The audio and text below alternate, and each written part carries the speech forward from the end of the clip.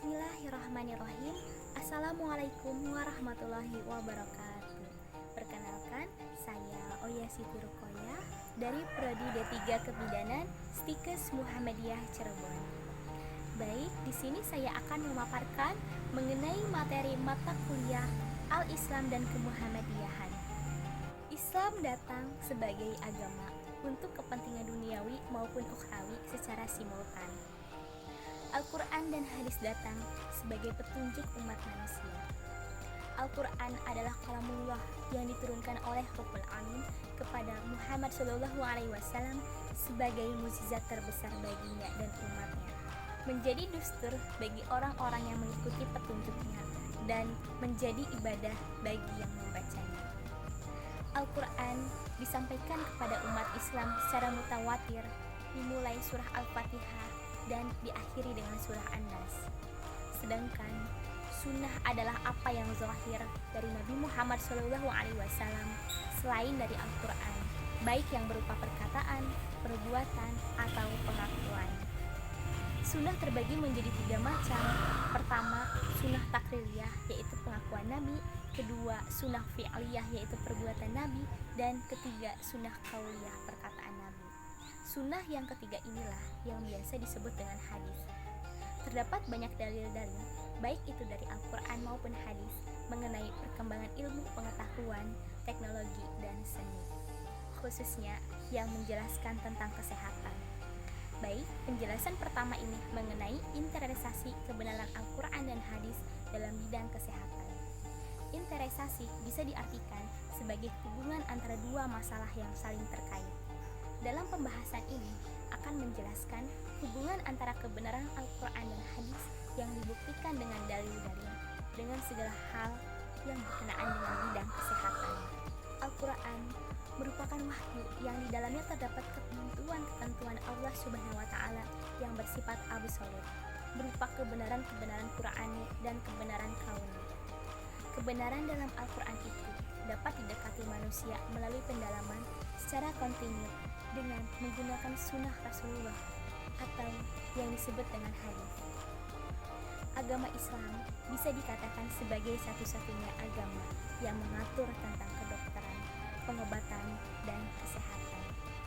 Ini bisa dibuktikan dengan banyaknya ayat-ayat Al-Quran maupun hadis Nabi yang menjelaskan mengenai hal ini.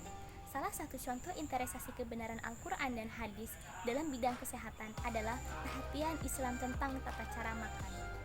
Terlalu hemat dan terlalu rakus merupakan hal-hal yang bertentangan dengan nilai-nilai ajaran Islam. Menurut ilmu kedokteran, terlalu banyak makan akan menyebabkan gangguan pencernaan. Makanan menjadi masam, infeksi pada usus besar dan usus 12 seri. Maka Islam datang untuk memerangi kebiasaan ini, sebagaimana firman Allah Subhanahu wa Ta'ala yang artinya, makan dan minumlah dan janganlah berlebihan. Sesungguhnya Allah tidak menyukai orang yang berlebihan. Terdapat dalam Quran surah Al-A'raf ayat 31. Rasulullah SAW juga menganjurkan kepada kaum muslimin untuk mengurangi makan sampai batas yang lazim bagi kebutuhan jasmani. Beliau bersabda, "Cukuplah bagi anak Adam beberapa suap untuk menegakkan tulang punggungnya. Kalau ia terpaksa harus melakukan lebih dari itu, maka sepertiga untuk makannya, sepertiga untuk minumnya, dan sepertiga untuk nafasnya." Ayat dari surah Al-A'raf tadi membicarakan fakta ilmiah dalam bidang kesehatan yang kemudian diperjelas dengan sabda Rasulullah SAW. Perhatian Islam terhadap kesehatan lingkungan juga terdapat interesasi kebenarannya. Ini terbukti dalam surah kedua yang diturunkan adalah panggilan kepada kebersihan, yang artinya, "Dan pakaian bersihkanlah," terdapat dalam Quran surah Al-Mudaththir ayat 4. Dalam hadis Nabi telah jelas menjadikan kebersihan sebagai akidah yang kokoh, bukan hanya ketakutan akan penyakit. Rasulullah SAW bersabda, yang artinya kebersihan merupakan sebagian dari iman. Dari sini telah jelas bahwa terdapat interesasi yang sangat kuat antara kebenaran Al-Quran dan hadis dalam bidang kesehatan. Baik, langsung saja pembahasan kedua mengenai bukti-bukti ilmiah kebenaran Al-Quran dalam bidang kesehatan. Sejalan dengan perkembangan dan kemajuan dunia modern, kehidupan dan pemikiran manusia semakin mengutamakan aspek material dan ilmu. Pola pikir manusia cenderung tidak menerima suatu teori sebelum melakukan proses eksperimen laboratorium dan perhitungan matematis. Hal ini menuntut para ahli dan sarjana muslim mendalami fakta-fakta dan ajaran metafisis untuk mengetahui pengaruhnya terhadap fungsi kelenjar-kelenjar tubuh dan otak. Di antara objek penelitian adalah buah sebagai makan pembuka. Menurut para ahli, sebelum makan, seseorang sebaiknya memulai dengan makanan yang lunak dan mudah dicerna, seperti buah-buahan untuk mempersiapkan kelenjar mulut mengeluarkan cairan peptikum atau saliva amilase, disebut juga dengan kelenjar di perut, dan duodenum yang berfungsi secara bertahap dalam mencerna makanan. Setelah beberapa menit, barulah mulai makan hidangan utama dan buah-buahan dari apa yang mereka pilih, dan daging burung dari apa yang mereka inginkan, terdapat dalam Quran Surah Al-Waqiah ayat 20-21. Objek penelitian ilmiah yang lainnya adalah tentang khamar dalam Islam. Islam adalah satu-satunya agama yang tegas melarang khamar karena khamar adalah benda yang memabukkan. Ketika Umar radhiyallahu anhu memohon kepada Allah, "Ya Allah, terangkanlah khamar kepada kami dengan penjelasan yang tegas." Maka turunlah ayat tentang khamar dalam Al-Quran yang artinya, "Hai orang-orang yang beriman, sesungguhnya meminum khamar, berjudi, berkorban untuk berhala, mengundi nasib dengan panah adalah perbuatan keji, termasuk perbuatan syaitan. Maka jauhilah perbuatan-perbuatan itu agar kamu mendapatkan keberuntungan. Sesungguhnya syaitan itu bermaksud menimbulkan permusuhan dan kebencian antara kamu lantaran meminum khamar dan berjudi itu, dan menghalangi kamu dari mengingat Allah dan bersembahyang. Maka berhentilah kamu dari mengerjakan perbuatan itu."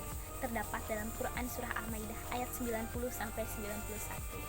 Berdasarkan penelitian medis, khamar bisa berpengaruh pada manusia dengan dua faktor. Pertama, kadar kimia alkohol yang masuknya dalam cairan darah. Kedua, kepekaan urat syaraf. Kecanduan khamar dalam jangka waktu yang lama akan menghancurkan kepribadian seseorang.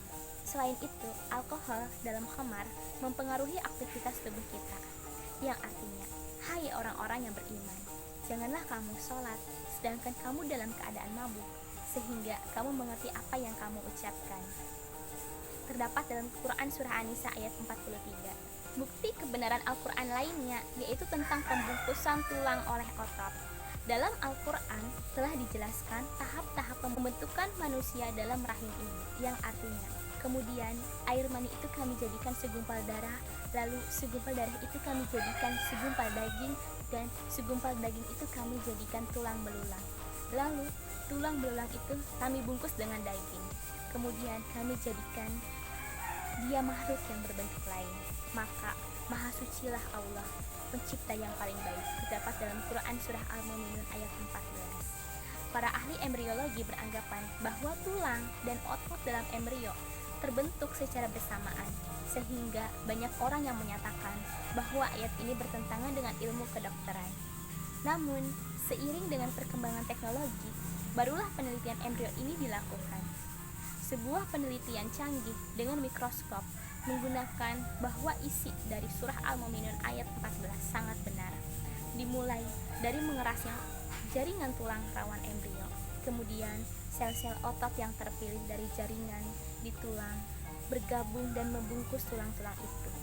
Pada pengobatan alamiah, madu dipilih sebagai bahan pengobatan yang efektif terhadap sejumlah penyakit. Dari perut lebah itu keluar minuman madu yang bermacam-macam warnanya. Di dalamnya terdapat obat yang menyembuhkan bagi manusia. Sesungguhnya pada yang demikian itu benar-benar terdapat tanda kebesaran Allah bagi orang-orang yang memikirkan. Terdapat dalam Quran Surah An-Nahl ayat 69. Namun, para ilmuwan, madu merupakan gizi terpenting untuk mengobati penyakit. Di antaranya adalah yang pertama, menyembuhkan luka terbakar dan bernanah. Yang kedua, mengatasi kurang darah dan lemah tubuh pada anak. Yang ketiga, menyembuhkan infeksi tenggorokan. Yang keempat, obat liver kedinginan. Yang kelima, menenangkan saraf dan obat tidur. Yang keenam, menghilangkan racun alkohol. Yang ketujuh, memperhalus dan memperindah kulit. Dan yang kedelapan, perkembangan pada masa pertumbuhan anak. Sekian pemaparan dari saya, kurang lebihnya mohon maaf. Kesalahan hanya milik saya sebagai khalifah di bumi dan kesempurnaan hanya milik Allah Subhanahu wa taala. Akhirul kalam. Wassalamualaikum warahmatullahi wabarakatuh.